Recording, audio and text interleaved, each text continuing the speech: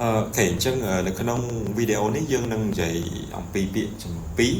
ដែលពាក្យពីរហ្នឹងវាស្រដៀងគ្នាមែនតើគឺពាក្យ produce ហើយនិងពាក្យ product អញ្ចឹងពាក្យ produce ហើយនិងពាក្យ product ហ្នឹងតាមពិតទៅវាមើលទៅវាស្រដៀងគ្នាមែនប៉ុន្តែតាមពិតវាមានវាខុសគ្នាតាំងពីការអានខុសគ្នាតាំងពីការប្រើប្រាស់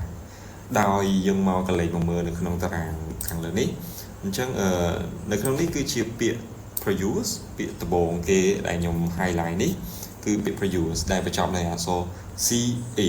ហើយថ្នាក់ពាក្យវាគឺជា noun នាមហើយន័យរបស់វាគឺតាក់ទងជាមួយនឹងផ្លែឈើបន្លែឬក៏សាច់អីផ្សេងដែលយើងដាំដុះដែលយើងប្រើប្រាស់ជាធម្មជាតិមិនមែនមានន័យថាគីមីយើងប្រើបានទេគីមីក៏យើងប្រើបានដែរឲ្យតែជាបន្លែផ្លែឈើឬក៏សាច់អីជាដើមអញ្ចឹងយើងអាចប្រើប្រាស់ជា produce បានដែរជាឧទាហរណ៍គឺនៅក្នុងការប្រើប្រាស់គឺយើងប្រើពាក្យ produce ដើម្បីបង្ហាញពីផលិតផលស្រស់ៗផលិតផលធម្មជាតិនឹងឯង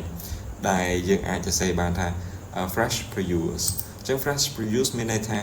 ផលិតផលស្រស់ៗអូខេអញ្ចឹងយើងមកកលេចមកមើលពាក្យទី2ពាក្យទី2គឺពាក្យ product ពាក្យ product នេះគឺបញ្ចប់ដោយអក្សរ CT ដែលថ្នាក់ពាក្យវាក៏ជានាមដែរ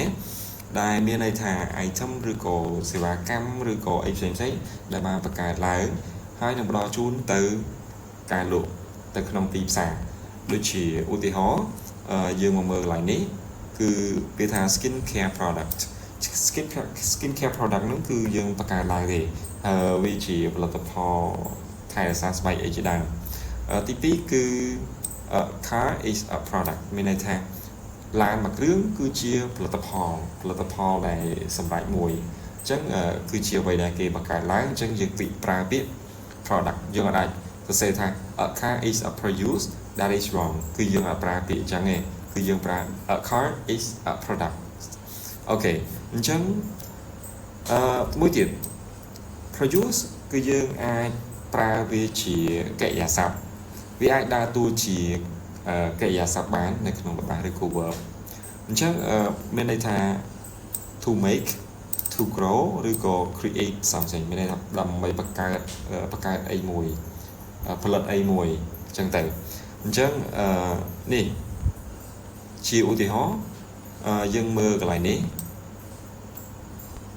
this factory produces cars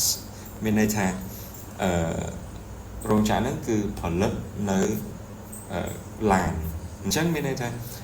ពាក្យ produce នេះគឺយើងអាចប្រើប្រាស់ជាកិរិយាសព្ទនៅក្នុងបានយើងអាចយកពាក្យ product មកជំនួសបានទេ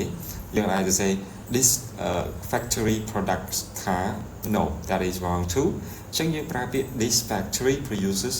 car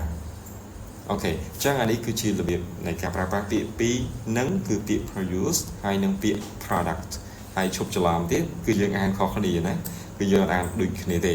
អូខេអញ្ចឹងម្ដងទៀត produce គឺសំដៅទៅលើរបស់ធម្មជាតិរបស់ដែលដាំដុះបាន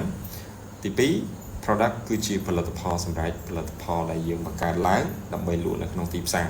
អូខេអញ្ចឹងអរគុណទាំងអស់គ្នាអាចរកឧទាហរណ៍មួយចំនួនតាក់ទងជាមួយនឹងពាក្យ produce ហើយនិងពាក្យ product ដាក់នៅក្នុង comment បានទាំងអស់គ្នា